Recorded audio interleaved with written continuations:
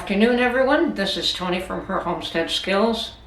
I know I've been away for a few days. I've been a little bit occupied with my gardening. I have spent a lot of time moving those little plants into a larger environment for each one of them so that they can actually get some soil and some nutrients now. So that's a little bit time consuming, and yeah, I enjoy gardening, so hopefully we'll be doing a lot of gardening videos in the near future. It's still a bit cold here.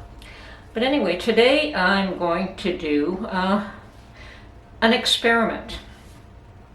I've seen a number of videos recently, and I've also had somebody come to my channel suggesting that I should look at a freeze dryer. Well, first of all, the equipment is very, very expensive. It's not like buying a box of jars at a time and building up a supply. You literally have to spend thousands of dollars on equipment in order to do home freeze drying. So that's probably out of the question for me at the moment. But I also have been led to believe that you can do freeze drying without the expensive equipment. So today is more of an experiment on whether or not that is possible. And I understand that it's just putting food in your freezer and leaving it there for 3 weeks. It probably takes 2 to 3 weeks to freeze dry something. But your regular freezer is capable of doing the job. I suspect that you do not seal food in an airtight container because you want the moisture to dry off. So I am going to experiment with 3 items here. I've got an orange, a pear, and an apple. And I'm going to slice them up. I know how they work out dehydrated. Actually, not the orange. Tangerine. I've never dehydrated a tangerine. So this will be an attempt at freeze drying a tangerine. I have put these in jars, and that's very successful. I really like the way they turn out in jars. I like the way pears turn out in jars. I like the way my apples turn out in jars, and I like the way they turn out dehydrated. They're awesome. They're like candy to me, dehydrated. So I have no idea what they're like freeze dried. I've never even purchased freeze-dried food. I know you can purchase it already done for you, but I've never even purchased it that way. So I have no idea what the end result will be. So this is going to be an experiment we'll do together. So the first thing I'm going to do is wash and slice all this fruit. Okay, and because I don't want my fruit to become unappetizing right from the start, I'm going to put some lemon juice in water so that when we cut it, it will not turn brown before it has a chance to get freeze dried. Okay, so that's, I didn't use a real lemon, but I used real lemon juice, which is pretty comparable. I think I'm going to start off with the apple. Now I do have my apple core peeler, but for one apple, oh, I should have probably peeled that first, but okay. But for one apple, it isn't that much effort, so we'll just do it individually.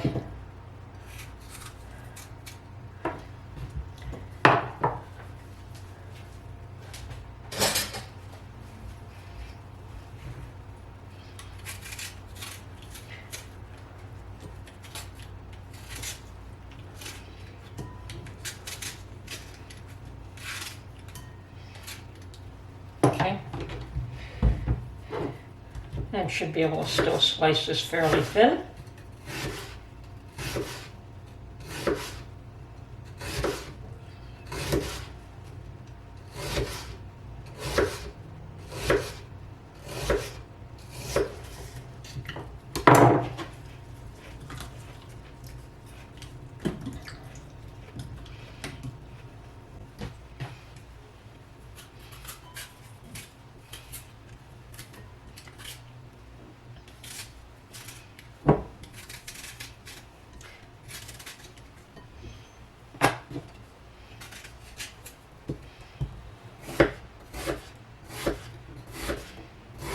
Now, I have no idea if this will work.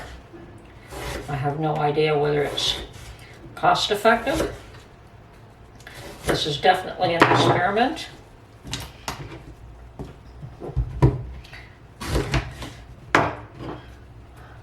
And if freeze-dried food is nice, might be worthwhile to look into it further.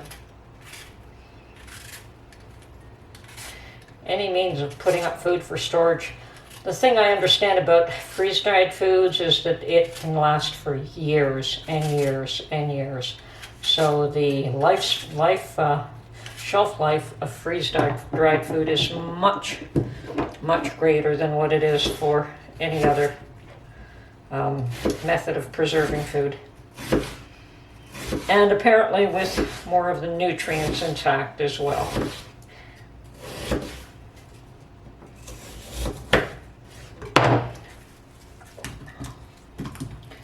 Okay, that seems to be keeping its pristine color just fine. As I said, I do not want these apples and pears to go brown before they have a chance to be freeze-dried.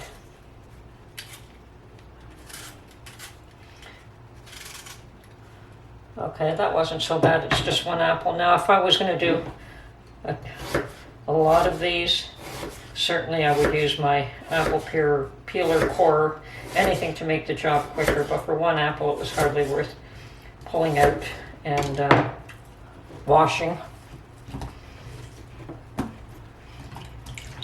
Okay, so what I have done as well to be able to freeze this, we don't want a sealed container, but I have cut up some of my freezer paper into little squares. And I'm going to put the fruit on this freezer paper layered. Perhaps the oranges should be on top since they're not as flat.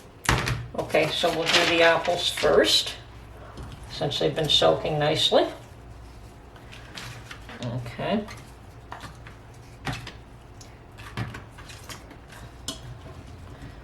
Now I really don't know if I should be drying this off, but I think I will get a paper towel and dry the excess water off.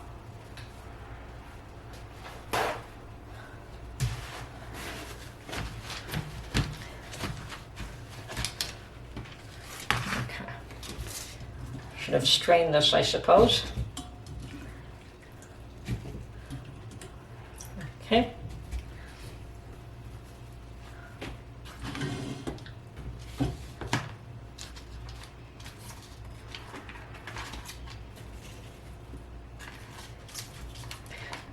The freeze drying, I understand, removes all the water from the fruit. Now we know that a freezer will dry your food. I know that. You can put something in the freezer and it. I think in the past we would think that has been spoiled. But it was never probably a deliberate attempt to freeze dry. Okay, so there's the first layer. And we'll just continue along here.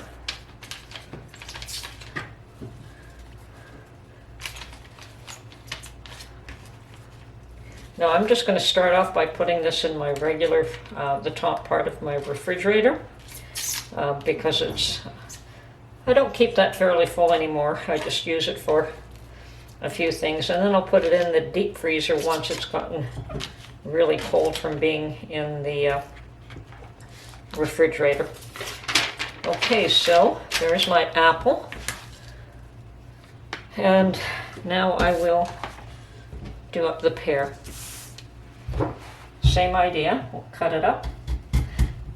Now I don't know if pears need to be put in lemon water to keep them from browning, but we're going to do that anyway.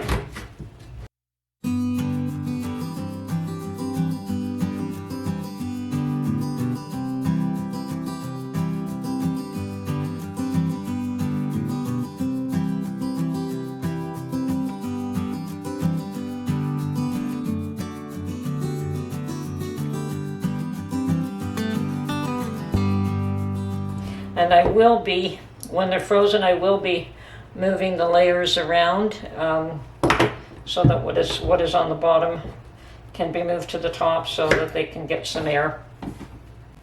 Okay.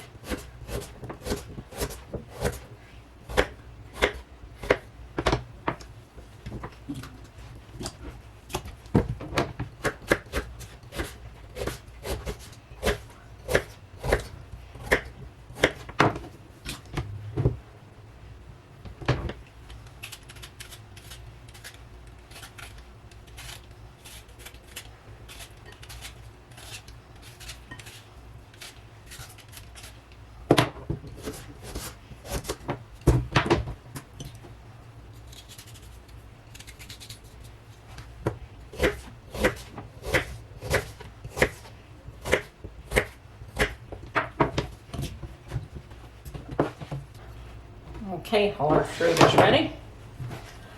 Put some paper towel out.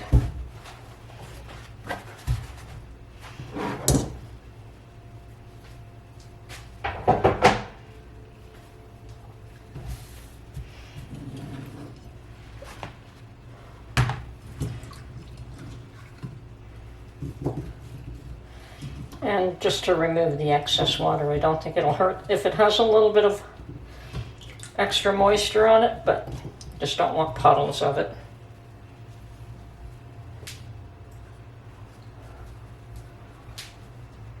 Okay, so this layer is our pears.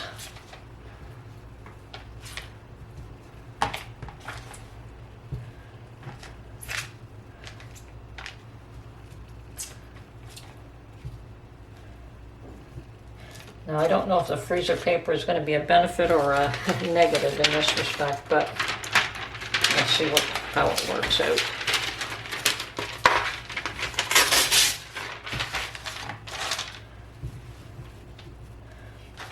But as I said, I will be switching the layers around throughout this process. It's just that I don't have that many individual trays to put all these on. Okay, so the last one is our tangerine. And as you can see, there's only a few of those. Okay, so this is all ready. I'm not going to cover it up. I'm not going to air seal this in any way. Just going to let the air, the freezer do its job and see what happens. So I guess we'll have to get back to you in about 3 weeks. This is going in the freezer now, and afterwards it'll go in the deep freezer as this is frozen. At that point, once it's frozen, I'll still probably leave it in this tray and just move the layers around. So that's it for now. I hope you enjoyed this little experiment, and unfortunately it is going to take 2 to 3 weeks before I know what the final results are. So we'll have to get back to you then. So this is Tony from her Homestead Skills. I hope you enjoyed this video, and we'll catch you on the next one.